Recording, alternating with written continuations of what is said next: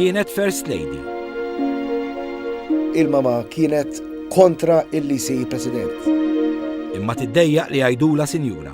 Kienet tgħidli u tibda bis-sinjura jimmeri jisimni bħalek. Qatt ma riedet issir popolari. Imma spiċċat biex saret waħda mill-aktar nisa popolari f'Malta. Jiena ngħid li ma kienitx maħluqa biex tkun mara ta' Prim Ministru u ta' President. Mara ta' kuljum, mara li ma jgħidulekx minni laqqas temmen. Iż-żewġet żagħżugħ li ma kien jafu ħadd. Il-mara ta' avukat minn Birkir Karel ma jafu ħadd, kienet il-mara ta' kandidat li ħareġ elezzjoni u ma telax. Ma sar wieħed mill-aktar politiċi popolari fl-istorja politika. Ġifieri il-politika f'dan is-sens kienet parti minn ħajjitha, il-politika kienet parti mill-familja tagħha. Kellha 6 tfal, imma waħda minnhom mietet. Fil-ġurnata tal-mowt tagħha, anke kieku ma konniex niftakru, kont induna li kont tiftakar li mill-mod kif kienet tidher u tiġġaxxix il-mama dakinhar, in-niket li kien ikollha. Ħadmet biex tgħin lil minhu fil-bżonn. Magħha kien jgawdi kulħadd. Il-papa jirrispettawh, u il-mama ħabbuha. Mary Fenek Adami.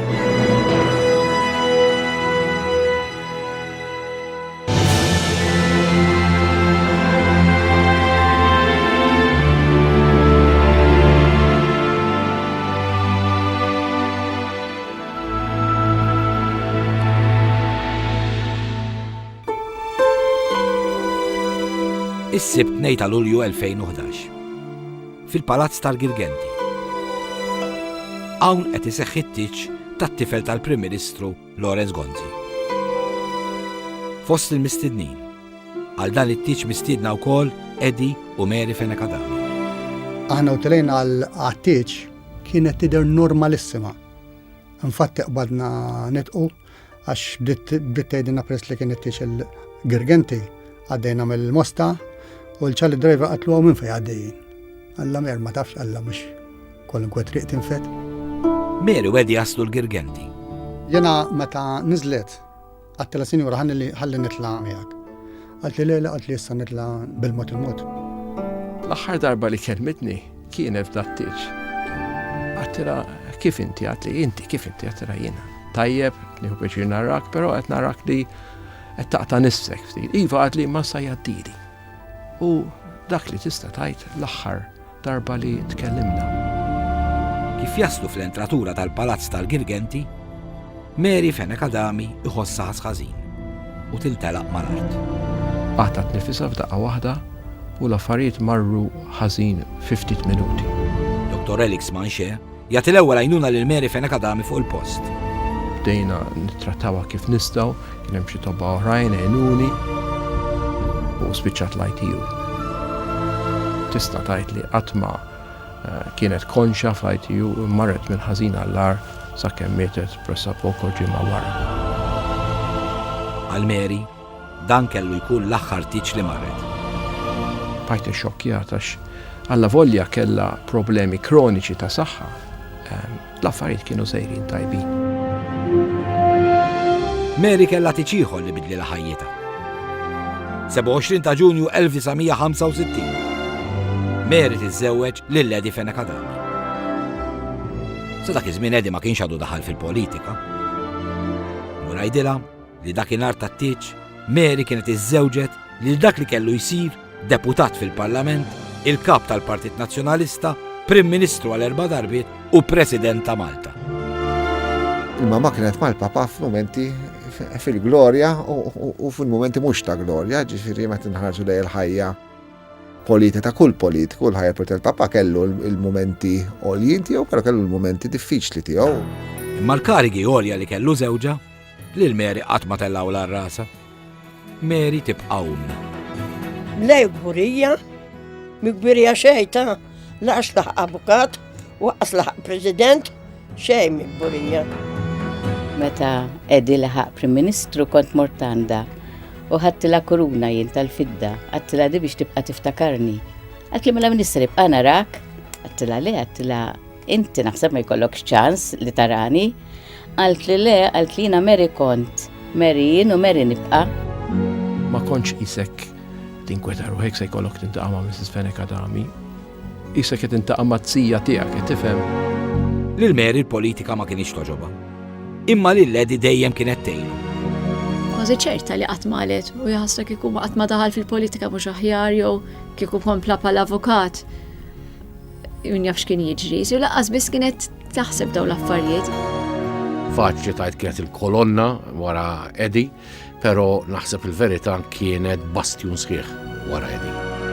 Kienet tattendi kull imkien mal-papa li kellu bżonn jattendi, riċivimenti, il-ħdud fil-ħodu, meta kien jidur l-irħula l-ħadd fil-ħdud fil-ħodu, dejjem marret miegħu.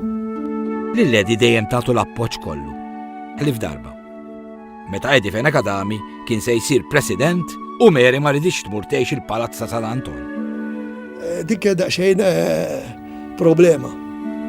Artu sir president kemm trid. Din dari jiena hawnhekk ħanibqa' noqgħod. Ridet teqpa' tgħix bil-Kirkara.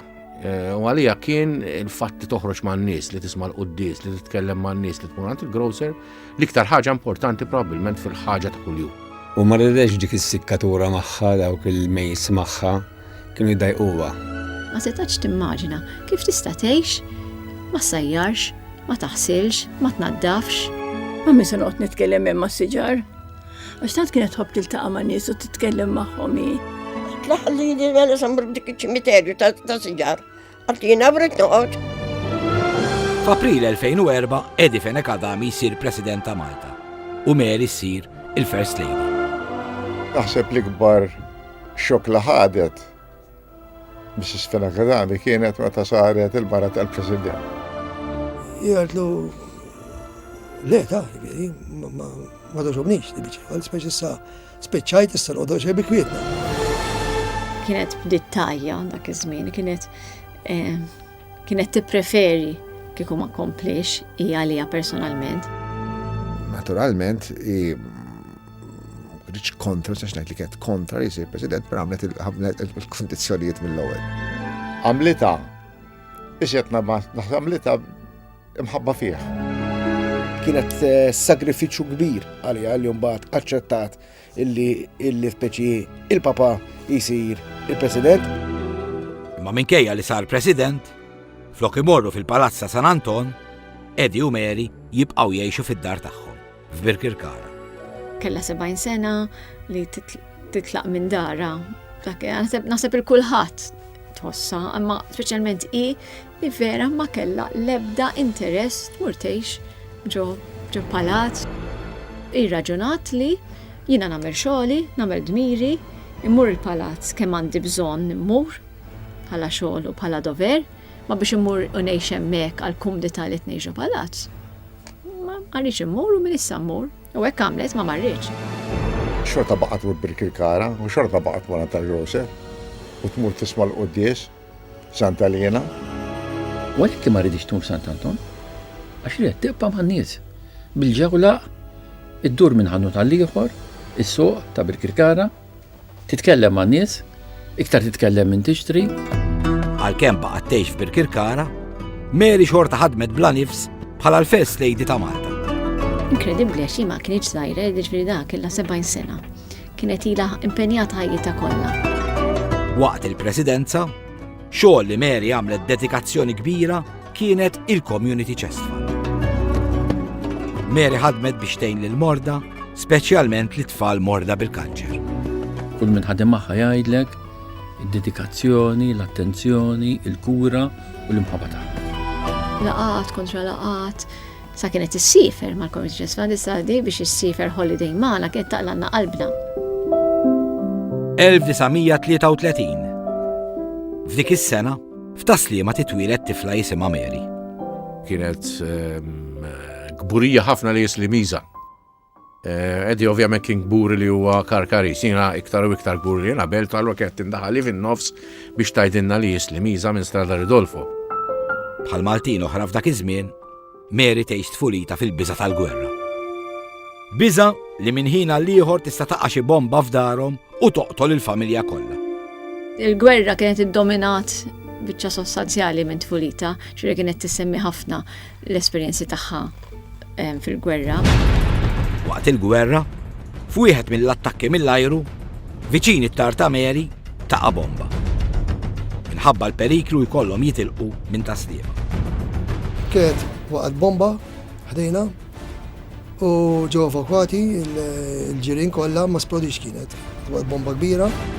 Minn tasliema, għall-ewwel Mary u l-familja jmorru jgħixu San Ġwan. Imma wara ftit ġimgħat imorru jgħixu Żurriq. Fil-fatt għamlu 4 snin hemmhekk jgħixu Żurriq. Waqt l-attakki tal-gwerra, il-familja ta' Mary teħlisa. Imma ftit snin wara, il-familja ta' Mary terġa' tgħaddi minn mument ikraħ. Ta' 16-il sena, Mary titlef lil missiera ħabta u sabta.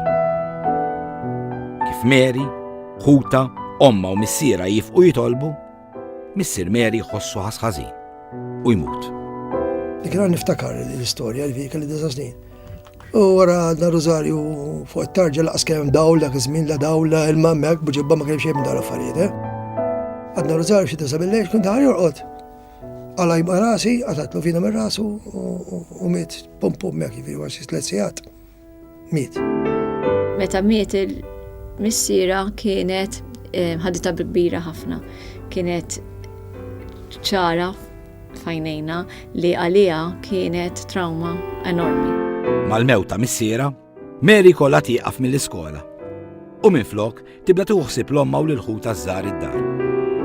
Imbagħad ħarġet mill-iskola biex toqgħod id-dar ħadd daqsxejn il-mama għax aħna tlieta jien kont l-iskola ta' żmien. U anke oħti l-oħra.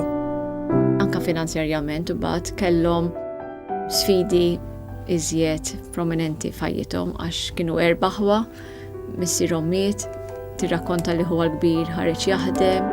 Wara dan iż-żmien ikraħ, Mary terġa' tibda toħroġ. Waqt li kienu jkunu għal velleġġjatura f'San Pawl il-Baħar, Mary tiniltaqa' ma' żagħżugħ mistħi. Jismu Eddie. U ma qatt ma taw iż-dettali fuq kif iltaqgħu, kważi l-ġok fil-familja di għax meta naqbdu fuq hekk isu qatt ma wasanna għal ħafna dettall. U ovvju li daw huma kienu ħbieb, il-familji kienu ħbieb kienu jgħixu viċin xulxin San Pawl il-Baħar, meta kienu jmorru villeġġjatura, ġifieri kull sajf wara sajf kienu jiltaqgħu hemmhekk.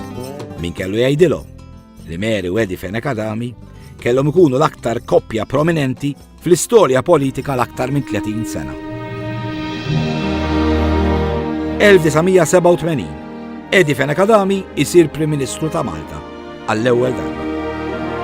La kienet imkabbra, xejn, għasab xinu, il-kulħat tħobb, fejru mux kabbu, jiferħula, grazzi.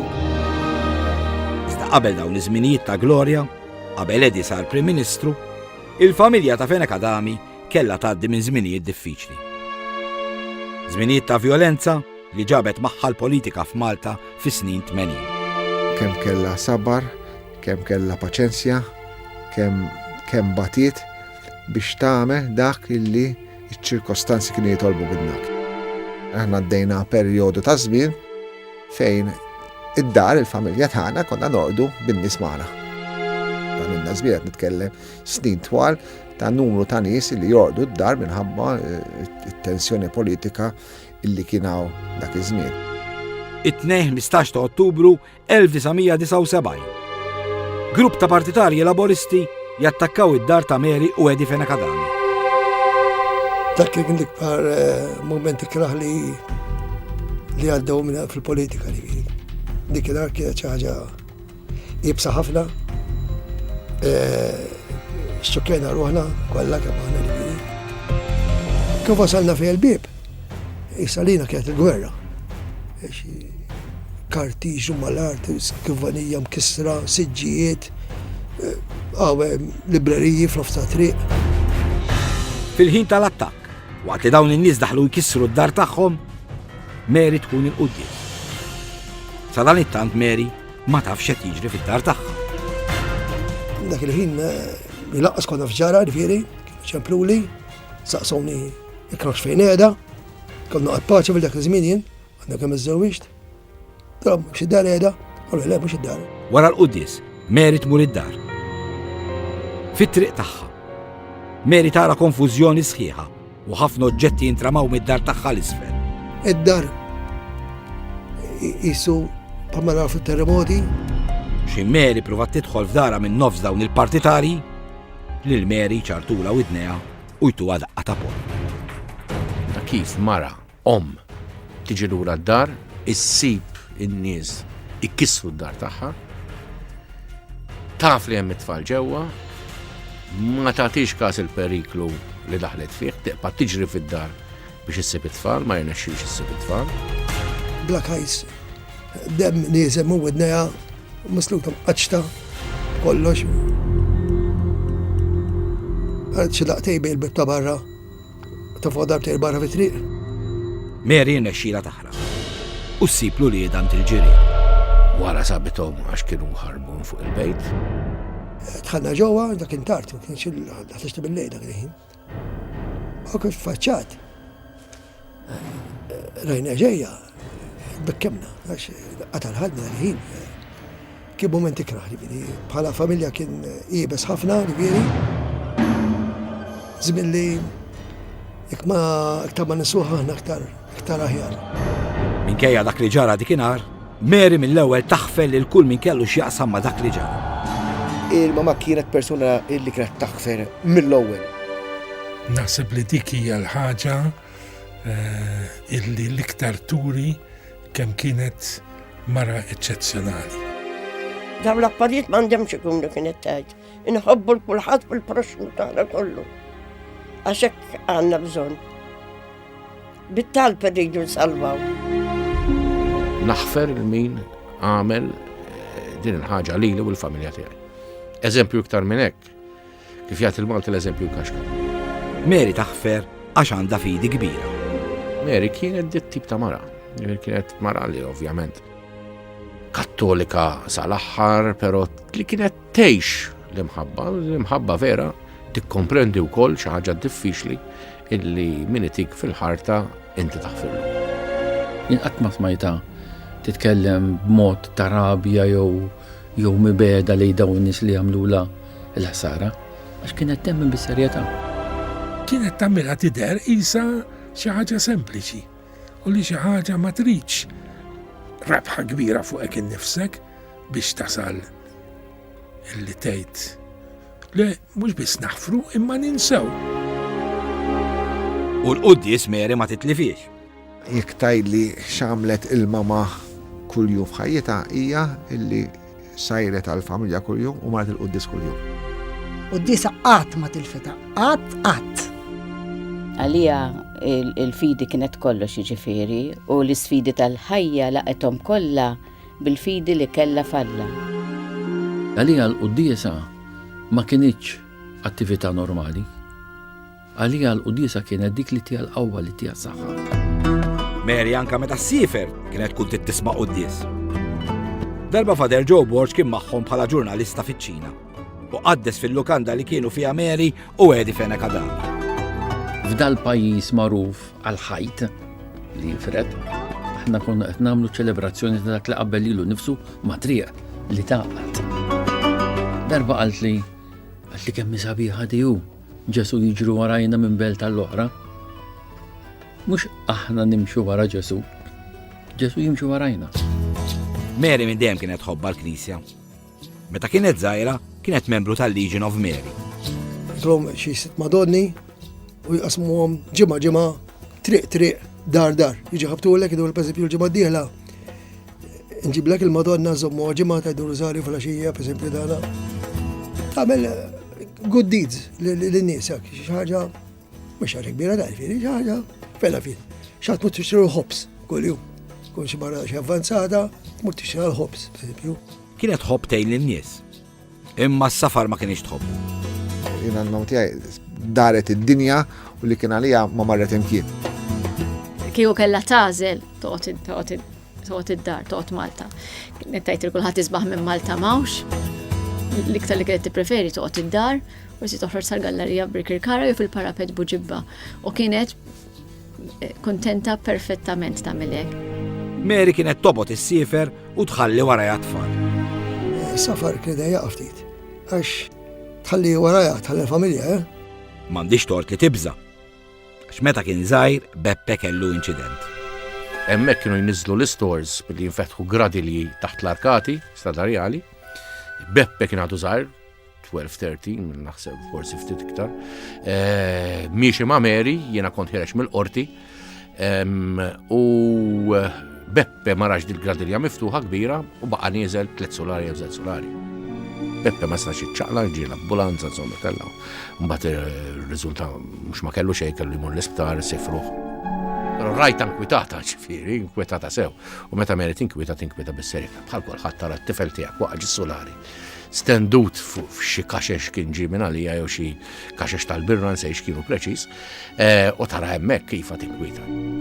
Mary inkwetat ukoll meta Luigi, it-tifel iż-żgħir, kien friskju li jitlef id-dawl ta' għajnejh. Għamel żmien meta jekk hux ħajtlif għal kollox, jekk mhux ħajtlif għal kollox fej riżultati ma kienux fil-bidu tajbin ħafna, però mbagħad Luigi tal-karattru sod liw minkejja l-impairment li kellu rebaħ anki dik id-diffikultà. U ġie kbir ieħor għal Mary kien meta tarbija li kellha mietet ftit ġranet wara li twildet. Iżda dwar l-istorja ta' din it-tarbija nisimgħu dalwaqt. Dalwaqt insiru nafu aktar dwar is-Sinjura Mer, kif kienu jħobbu jgħidula l-Karkariżi. Il-mara li dejjem għenet lil ħaddieħor imma mingħajr ħadd ma jkun jaf.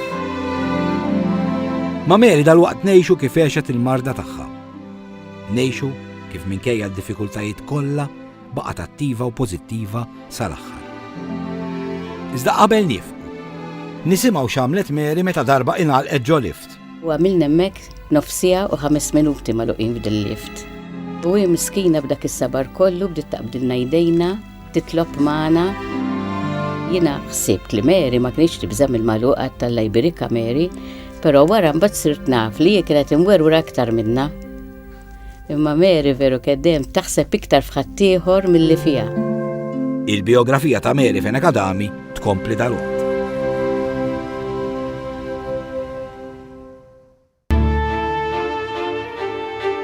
Meta kienu jgħidula is-Sinjura Mary Fenek Adami ma tantx kienet tieħu gost. Kienet tgħidlu bdejjem bis-Sinjura jien Mary jisimni bħalek. Għal Mary m'hemmx differenza bejn xi ħadd li ltaqat miegħu fit-triq u xi ħadd b'kariga għolja. Ħaqas kienet tippretendi għal xejn, ħasra xejn. Qed ngħidlek kellha minn kulħadd. M'hemmx distinzjoni ta' ħadd, distinzjoni ta' xejn. U jien kont niċċajta magħha, kienet tgħidli mbierka. Meta kienet tkun Mary Fenek Adami ma' xi ħadd li hu magħruf ħafna, jew kienet tkun ma' xi ħadd li mhu magħruf xejn, l-istess, l-ewwel li kienet tara hi li dawn huma nies. U mbagħad wieħed hu President jew l-mara ta' President jew wieħed li fajnejn in-nies mhu xejn. Hija mara tad-dar bħal mama tiegħi, qed tifhem bħal ħafna nies li nafu, nistgħu nidentifikaw magħha. Hi qatt ma kienet speċi fuq pedestal. Dejjem tieħu l-livell ta' min qed jitkellem magħha u tkompli magħhom u ġalhom iħossuhom at home.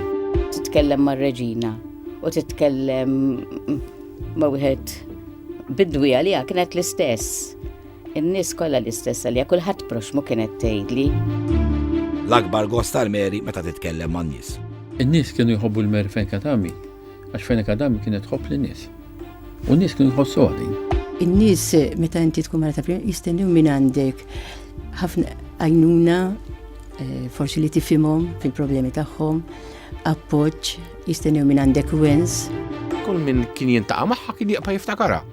Għall-fabbilità tagħha, għat-tħulija tagħha, għall-mod kif kienet tħobb lin-nies, għall-mod kif kienet iġġib ruħha man-nies, għall-mod kif kienet tgħix. Dejjem tara ma xi 2 jew 3 min-nies kellmuha. U għax sar il-ħin xejn.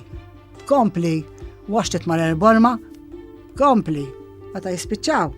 ċaw, Sinjura. Kella John li forsi mhux kulħadd għandu li kull fejn tkuni kienet ixxerret ħafna ferħ bil-kliem li kienet tajlek jisa dejjem titrasmetti l-ferħ il-dawk ta' madwara. Kienet kif toħroġ mill-qudies tarajt miġmuha ġemanies nisa magħha kollha jgħidula bil-problemi tagħhom u hi tipprova ġentilezza kollha issolvihom is-sitwazzjoni li kienu jkunu fiha. Kulħadd iħossu komdu il-ġenwinità tagħha. U anke l-umiltà tagħha kienet tiġbed in-nies liha, kulħadd kienu jħossu komdu jersaq liha. Mary l-qudies tagħha mhux 3 kwart iddum aktar. dejjem ngħidilha l-istess complaint, tmur l-qudies tad-9:30 u tiġi fil-11, ngħidilha fejn mort. Meta l-ewwel qudies tad-9 jiet inżel bil-mixi, ma mill-knisja sad-dar tagħha forsi għandha 4 minuti biex tasal 5. Kienet iddum nieżla sagħtejn u kwart. Imma iwaqqaf dik, twaqqaf għal ieħor, isel mela dak, ieħor jgħidar xi ħaġa, dik ieħor iżwom bil-basket. Meta tieqaf tkellem lil xi ħadd mhix minuti 3 tagħmel 10 minuti kwarta magħha li kienet tuħu sagħtejn biex tinżel id-dar. Janka tiġi miegħi pereżempju nkunu ħanieħdu naqra te qiegħed jiksħilha u paċ man-nies. Mary anka meta kienet tkun f'attività medi, kienet tibqa' paċ man-nies. U mhux l-ewwel darba li Edi jiġbdilha l-attenzjoni li jkun sarilhom ħin għal xi attività oħra. Kien jgħidilha ejja ħammorru, mi kienet qisha ma jiġri xejn fis-sens xi sistenna wara għax kienet tagħti il-ħin kollu lil dak il-persuna jew ma dik il-persuna li kienet titkellem u titħaddet. Meta konna marru jew function jew teach, Dr. Fenekadami kien jgħidilha Mer immorru u jiqlebbet quddiem u għandna konna jgħidula Sinjura. Immorru u sakemm taħroġ barra tkellem il-kull min tintaqa' jew ħierġa. Għax bejn Edi u Mary kien hemm daqsxejn ta' differenza fil-karattri. Karattri huma totalment differenti. Ġifieri Mary għamlet ħafna affarijiet li tħu għastameli. Ġifieri m'għandi ebda dubju rejna b'Buġibba. Il-metodoloġija kif ġib Mary ruħha f'Buġibba u Edi ġib ruħu Buġibba huma totalment differenti. Ġifieri Buġibba huwa il-post fejn Mary kienet fuq il-parapett. Ġifieri ma naħsibx l-idea li kien ta' Edi li hu joħroġ fuq il-parapett, ma Mary kienet tħobb toħroġ fuq il-parapett. Kella xi ħaġa b'kuntrast ma' Dr. Fenekadami, Dr. Fenekadami hu pjuttost riservat, immi espansiva ħafna. Kienet viċi lin-nies, in-nies kienu jitkellmu magħha ta' kuljum, kellha hands-on pulse fuq dak li dinħossu n-nies. U naħseb ukoll f'dan l-aspett il-mama kellha influenza fuq il-papa li kienet il-portavoċe tan-nies fit-triq. Edi huwa persuna privata ħafna u naħseb l-unika persuna li kien jħossu dejjem komdu magħha li qatt ma kien jħossu b'xi mod għandu diffikultà magħha kien Mary. Kienet persuna li qed tgħix f'nofs il-politika, imma ma kienitx tħalli li l-politika tagħmilha l-fatt li n-nies qabel huma nazzjonalisti u laburisti huma nies. Lilha dak li kien jinteressa li n-nies huma nies. Mbagħad sekundarjament huma xi ħaġa oħra. Kienet ukoll dik il-kolonna, dik is-saħħa interna u morali li Edi kien dejjem idur fuqha ma nimmaġina għaliex Edi mhux ħajdhomlok dal-affarijiet, però li f'mumenti verament ta' diffikultà kien seta' fl-intimità tad-dar tagħhom, fl-intimità ta' relazzjoni tagħhom li verament idur fuqha. Għal ħafna nies li kien ikollhom bżonn xi ħaġa, għalihom kienet faċli li jsaqsu lil Mary. Bazza l-aħħar timpressjonana kif jista' jkun laqqas kun tafhom daw in-nies jew il-kontra x'għad jiġi kuljum jew kien hemm min jiċemplilha kuljum, ġifieri kien hemm rutina ta' nies li filgħodu jiċemplula biex jgħidula x'ikun. Kienet tkellem lil kulħadd, m'hemmx differenza ta' xejn. Tkellem lil kulħadd u tipprova tajn lil kulħadd.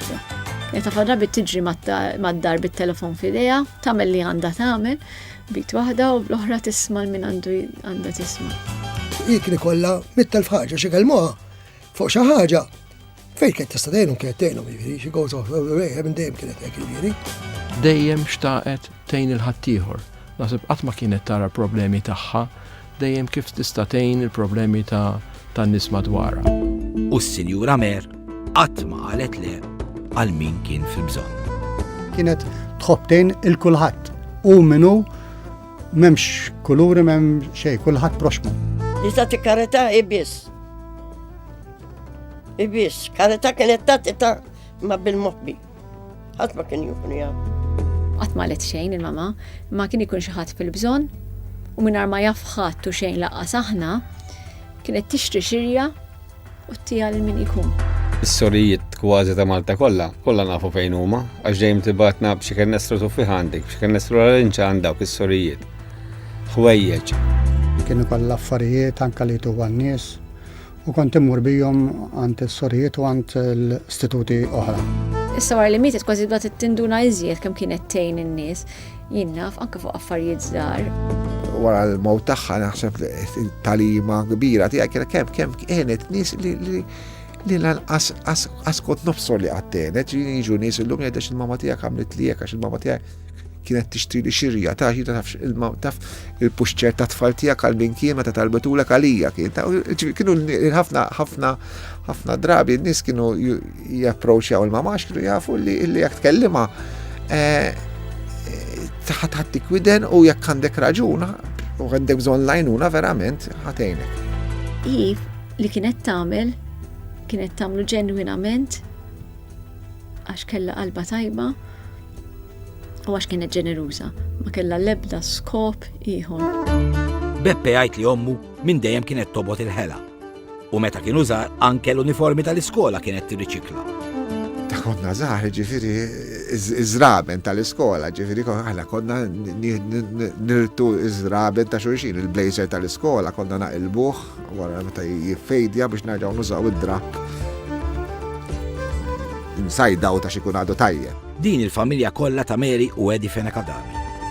Għal Mary il-familja kienet tfisser kollox. Tija l-familja u tija xejn.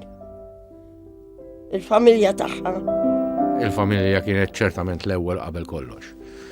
L-imħabba lej il-familja, l-impenn lej il-familja, il-ħin li kienet iddedika lill-familja. Dejjem dik li tikkontrolla il-kulħadd u l-kollox fid-dar. Id-dar mill-bib il-ġewwa hi kienet dik li taf kollox, hi li kienet li tmexxi kollox u żgur li kienet il-persuna li torganizza il-kollox il-kulħadd. Il-neputijiet kienu l-mimmi ta' jnejha. Dejjem bir-ritratti fil-handbag tan-neputijiet, nkunu sejrin xi appuntament toħroġhom li mill-handbag tgħidi daw rejthom l kera waslu l-idwa. Għandi daw ġodda, dejjem torini ritratti. Beppe jirrakkonta li meta kienu żgħar u kienu jsifru, Mary kienet tlibbes it-tfal kollha bl-istess kulur biex jekk jintilef wieħed mit-tfal tkun taf x'kulur ikun liebes. Meta konna insifru morna darba Katania u darba Ruma, din mama kella din jina b'ħames tfal jina fit-toroq jiġru diffiċli għalhekk qed tibbisla kollha l-istess kulur. Marzu 2009. Mary u Eddie Fenekadami u l-familja tagħhom jagħmlu l-aħħar żjara presidenzjali lil Papa Benedetto 16 f'Ruma. Mekka kienet inher element. Bit-tfal imdawrin magħha mal-Papa. Xi ħaġa li kienet xi ħaġa speċjali. Il-Papa l-laqat li kedna mal-Papa m'għandix dubju illi dawk kienu l-highlights tal-laqat pubbliċi li kellha fil-karriera tagħhom. Minkejja l-ferħ li kellha dakinhar li ntaqgħet mal-Papa, Mary żgur li waqt li kienet għand il-Papa Mulieda u n-neputijiet kollha ftakret fit-tifla li mietet ta' ftit ġranet biss. Hi kienet tirrakkonta dejjem b'rimors qawwi u xiri sal-aħħar kien meta mietet kienet mietet it-tifla tagħha. Jiena kellhom tifla oħra qabel ma kellhom lili. Aħna din 5. Hemm John hija l-kbir, wara John kienet wildet tifla li mietet wara ftit ġranet. U m'għandix dubju li dik kienet l-ikreħ esperjenza liha. It-telfa ta' dit-tarbija kienet bla dubju moment sa' niket enormi għalija li baqgħet dejjem dispjaċuta. Minkejja dawn iż-żminijiet diffiċli, Mary u Eddie dejjem baqgħu jagħtu kuraġġ il xulxin. Kienet il-mamma li femet ir-responsabiltajiet li kellu allura l-papa, femet ir-responsabiltajiet li allura kellha hi u xi studbajhim kienet ma' ġembu fl-iktar momenti diffiċli kemm fil-ħajja tal-familja kif ukoll fil-ħajja pubblika. Bħala koppja hi kienet tgħinu ħafna fix-xogħol tiegħu, dejjem isa minn wara l-kwinti. Għal Mary il-politika kienet servizz. Il-politika għalija kienet kif teffettwa il-ħajja tan-nies komuni. Kull darba li nara dal-aħħar snin speċjalment, dejjem il-klim tagħha dejjem tirrepetih dejjem. Dik id-dibissima isma' taqtax qalbek ta' għamel kuraġġ, dejjem tajlek afda dak tem fuq joħsibek hu, jiġifieri u trid ħafna paċenzja tajli, ħafna paċenzja. Fader Peter jgħid li meta kienet tiltaqa' ma' nisa ta' Prim Ministru u Presidenti mhux Maltin, Mary kienet dejjem tkun informata dwaru. Dawn in-nisa naturalment biex jisibu xi ħaġa x'jgħidu, mill-ewwel il-ħaġa li kien hemm qudiemna kienet tkun l-ikel, alla kienu jsaqsuha dan ikel tipikament Malti, intom id-dar hekk issajru, u naturalment hi kienet tispjegalhom. Imma mbagħad ma kienetx issaqsihom u intom il-Lussemburgu x'issajru. Imma kienet issaqsihom domandi bħal intom il-Lussemburgu għandkom gvern demokristjan, kif inhu l-gvern tagħna. X'qegħdin tagħmlu? Qegħdin tagħmlu xi ħaġa biex issaħħu l-familja? Kienet mhux tpaċ-paċ. Ma kienetx tagħmel dak li ngħidulu gossip fuq in-nies, imma kienet titratta il-problemi veri tal-ħajja tan-nies.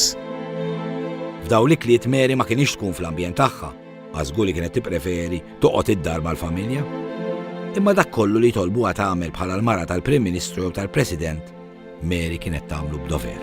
Qatt ma naf li qalet m'għandix aptit mis-sammur jew ikkanċellaw dal-meeting jew dil-okkażjoni. Assolutament, ġifieri. Dedikazzjoni u impenn assolut. Ma naħsibx li il-mama kienet biex tħobb li tkun in the frontline jew kellha in the ġifieri limelight, imma mbagħad kellha dak sens ta' doveri li hi tissapportja. Kienet taħseb li d-dover tagħha u li tagħmel hekk tagħmlu. Anka jekk ifisser safar li kellha antipatija kbira li s-safar. Ma naturalment bħala mara tal-President u bħala mara tal-Prim Ministru kellha d-doveri tagħha li kellha tagħmelhom bil-forsi. Dejjem ħarset li dak li qed tagħmel bħala x'inhu d-dover tagħha. Ġifieri f'kull azzjoni li kienet tagħmel qed tgħid x'inhu d-dover tiegħi, x'għandi nagħmel quddiem ċirkostanza bħal di. Ma kienx persuna illi kienet tfittex pereżempju id-divertiment. F'42 sena li għandi qatt ma naf li l-papa tiegħi u l-mama tiegħi ħarġu jiklu mal-ħbib. Qatt ma naf illi marru jaraw film. Qatt ma xi ħbieb jew waħedhom. Ġidana kull ħin li kellhom kemm għandi memorja jien iddedikaw jew għalina jew għal ħajja pubblika tagħhom. Mary lanqas mobile qatt ma riedet. Għal mobile ma kienx tista'. Kont nida sinjura, xi mobile ħaġa kienet tgħidlek dak l-inqas ħaġa li hu bżonn juża għalija tgħidlek jiena m'għandi bżonn xejn. Imma Mary ma toqgħodx mingħajr ikel. Tikol kollox, m'hemmx ċajt, tikol f'kull ħin. Austin jirrakkonta x'għamlet Mary meta darba kienu għall-btala fawda. Jien kont kmieni biex nibda preparar breakfast u għedi kien qam qabli u Mary wkoll libset kollha pulit bil-ġabet il-kappell magħha u kollox. U l-lejl ta' qabel kont sajjart il-fnik. U ninżel biex nagħmel il-breakfast u sib il-Mary ħarġet dal-fenek mill-friġġ, kisa ħsilx ġifieri, u fenek meta billi jkun kemm grassu jkun bit-salsa, dak tagħmillu dik l-iskorċa fuq il-fenek. U qed nara l-Mary tikol il-fenek kiesaħ mis-silġ, ġifieri mill-friġġ. U għattilha m'hemmx x'qed tagħmel tikol filgħodu minflok teħu bajdej u teħu kafe. Tlilek kafe diġà ma mbagħad rajt il-fenek u der li mhux ta' minħa leħem. U kienet tipikament Mary. Ġifieri li ma tħabbilx rasa libsa pulit, ma nafx hekk, però libsa pulita bil-kappell u qed tikol il-fenek f'nofsar il-ma. Wara Santa Lucia u dex naħseb kieku ħaddina ritratt dak il-ħin. Kien veru typical Mary fenek għadan. U Mary l-kċina tagħha biss, ħadd ma joħodilha posta. ċali xufier jirrakkonta x'ġara meta biex jagħtuha sorpriża it-tfal rridu jibdlu l-kċina tad-dar. Ma jikellu Beppe u John qalu li l-mama ħassif għal 10 ijiem nibdlu l-kċina tagħhom ta' fuq. U Michael ħaxsib jew Beppe xi ħadd minnhom ħaxsib jibattal l-affarijiet tal-kċina, għana l-essejni l-kċina ġdida. U xin ġew lura minn għalija l-Awstralja kienu marru li dan twila sorpriża għax laqas l-aeroport ma qalula xejn it-tfal. ċintelet fuq rad il-kċina ġdida. Il-qata ta' ħajjita naħseb li ħadet għax kella karus, kella xi 5 jew 4 minn is-sejjer żball. Kienet tfaddal xi ħaġa għan nepotijiet. U din ħasbet li armejnila kollox. Il-biografija ta' Mary Fenek Adami tkompli dal-waqt.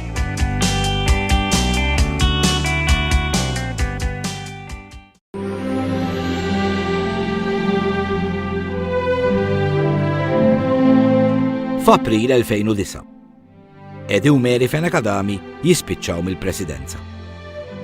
Wara aktar minn 35 sena fil-ħajja pubblika, Mary tibda tgawdi l-Edi u l-familja kif dejjem xtaqet. Il-bot mill-politika u l-bot mill-impenji kollha. Imma sena biss wara li bdew jgħixu l-ħajja li dejjem ridet Mary, il-ħajja sempliċi, l-ħajja fid-dar ta' Birkirkara u l-ħajja mingħajr safar u daqstant impenji diffiċli, Mary timrad bil-marta tal-kanċer. Inħazdet, żgur li mhux għax ma kienx tippretendi li ma timrax bħalma jimrat ħaddieħor, imma hi tant kienet ħossa tajba. Hi kienet ħossa b'saħħitha, kienet tajt għandi 70 sena, ma jonqosni xejn, ma nieħu pilloji għal xejn, m'għandi problemi ta' xejn. Ħoxna u kuntenta li jiena ħoxna, kienet tajt il-kulħadd u m'għandi l-ebda ta' 70 sena kemm jiena tajba. Ma kienx qed tistenni għali xi ħadd ħejda li hi marida b'xi marda li mbagħad eventwalment ma setax titfejjaq. Kella kuraġġ kbir Mary. Mary kella kuraġġ kbir ukoll. Mislinna kienet tgħid, mislili issa. Nieħdu paċenzja nitolbu. Mary tibda tieħu l-kura. Spjegawla li l-aħjar ħaġa li tagħmel fl-opinjoni tagħhom it-tobba li kienu jarawha, spjegawla li fl-opinjoni tagħhom l-aħjar li tagħmel li tieħu l-kura u bdiet il-kura.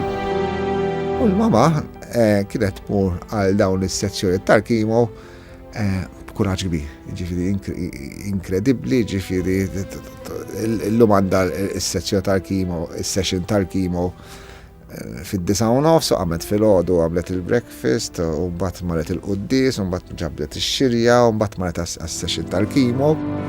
Miskina meta għamlet l-operazzjoni mort warajja San Pawli l-Baħar. Għalt li jara kif kienet l-bambina kliet Mer. Għalt li nirringrazzjah l-Alla li mhux ħażin. Dik il-klim tagħha. U qatt ma kienet tgħid xi dwejja, qatt ma kienet. Anzi, meta kienet tmur għall-fiżjo, meta kienet tiġi, kienet tħossha tant tajjeb. Kienet tiskantana li l-tfal tagħha l-żewġa kienet tiskantana xi għalija m'għandha xejn. Kważi meta kienet tmur l-isptar, din li qed tmur għalta xejn, għax kull ma għandha dar ġaħħa. Li jenna kienet li tajdin u lej, minix muġu għajja u lej, dajaddi u kollu speċi, imma naħseb li d-deep down kienet edha antibati, u naħseb kienet ukoll qiegħda tagħmel effort kbir biex lilna ma kienx qiegħda torina mhix għaddejja. I xorta baqgħet il-mara li kienet mara kalma u mara serena. Dejjem għaddejja man-nies, issa m'għandha xejn ġifieri, kienet kommi ġewwa, żgur mhux forsi dar ġifieri. Żgur li qatt ma tħassret lilha nnifisha, kienet tinkwieta ta' kienet tajt sa min nafsa jsir minni min jaf, issa jagħmel bad wara ftit imma mill-ewwel kienet tiġu diġistensja u tajt issa jagħmel ta' fuq jien hekk ngħidlu l-bambin inti battili u inti sa tgħinni ngħix biha. Qatt ma rajtha mdejqa, kienet dejjem tagħmel l-affarijiet iċċekkinhom. Meta nċempli law ngħidilha kif inti, le, orrajt, għaddejja, dik il-naqra ma tafxin, dik naqra u ġiħem qiegħed imma orrajt, demek sejra ġifieri, qatt ma għamlithom l-affarijiet bi kbar. Imma minkejja d-batija li kienet għaddejja minnha, Mary tagħmel kuraġġ il ħadd ieħor. Pazjenti oħra morda bil-kanċer. L-attitudni u diħla u joħieġa isu ta' xi ħadd li għadu kif marħa kafe mal-ħbieb u raġa ħireġ sejr l-ura d-dar. Xri u diħla tkellem il-kulħadd, nibdow mill-security tal-parking area, tkellmu tajlu ġej tajjena, metlu palija ta' għandi bżonn naqra talb, u bat titħol 4 passi, tkellem il-receptionist u l-telefon operator. Li għalla karatri li taħattieħor importanti jisem taħħa. Taħħa tinsieħ u taħattieħor huwa kbir. Dasa kemm kienet tagħmel is-sezzjoni tal-kimo saret taf 3/4 min-nies li hemm fis-swali u dak għax dak u dak għax minn dak u dak nafhom dak. U litteralment kienet flok għandha bżonn min jagħmilha l-kuraġġ kienet iddur literalment wara sezzjoni tal-kima ta' suppost inti għajjin u tagħmilhom il-kuraġġ u tgħidilhom dan mhux xejn u dan ħajgħaddi u kemm hawn tobba bravi. Kellha din l-enerġija kollha biex minkejja il-marda kif kellha ma tħallix twaqqafha u iktar minn hekk flok titkellem fuq għan-nifisha kien baqgħet tfarraġ il-nies li kienu morda bħala probabbilment mhux morda daqsa. Isowi kella tal-impenn wara meta mardet bil-kanser li tagħmel il-kuraġġ il-kull min għandu l-istess marda. Kollox der li kien sejjer tajjeb. Sakemm fit-2 ta' Lulju Mary tieħas ħażin u tintilef minn sensiera. Konna sejrin nemtiex, konna sejrin għalih fil-karozza tkellimna. U tkellimna fuq affarijiet naturali, fuq affarijiet tal-familja. Riġna, ma tħannix ruħra. Dik kien ix-xokk. Xu sal-aħħar ġurnata, sa dakinhar stess li ħassazin fil-għaxija, jiena kont għandha sa xil-5 ta' fil-għaxija ta' wara nofsinhar, kienet qiegħda saqqi l-bitħa, ġifieri kienet sajritinna u kien hemmhekk u ħasset il-platti u żbarazzat kull memmi, ġifieri bqgħet għaddejja. Wara ġimgħa l-isptar f'koma, Mary tmut. Beppe jirrakkonta l-aħħar darba li kellem lill-ommu Mary. L-aħħar li kellimt lill-mama kien dakinhar stess wara l-ofsinhar fejn kont qiegħed id-dar tagħha buġibba bil-Kirkara u kienet qed iġġor żewġ pakketti tal-ilma. Dakinhar li ħassasi marret tagħmel ix-xirja u bil-pakkett tal-ilma. Kelli t-tifel tiegħi Edward għatlu murejn in-nanna u marjejn in-nanna u l-aħħar għajtlu thank you, God bless you. Għax wassalhom la sal-lift, nalaq il-bib tal-lift u għabrajt l-aħħar. Li tmur id-dar illum u ma ssibix hemmhekk hija kifra, ma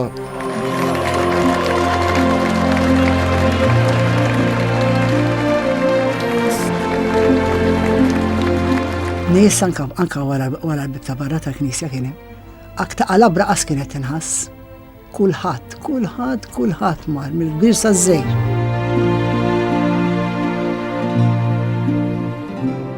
Alla naħseb li inti għamilt biżejjed fl-opinjoni tiegħi. Għandi bżonn post ieħor. Mary Fenek Adami. Is-sinjura li dejjem baqgħet man-nies. Il-mara li ħaffret lil min għamlilha d-deni. L-omm li jgħixet tal-familja. Kienu nħobbuha l-iktar għax konna nħossu li hija waħda minna.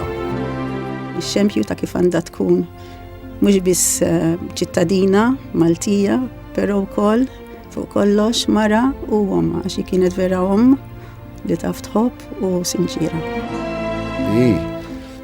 Wetqet id-dover tagħha dejja. Il-fidi tagħha kienet il-blata li fuqha bniet ħajjitha u l-ħajja tal-familja tagħha.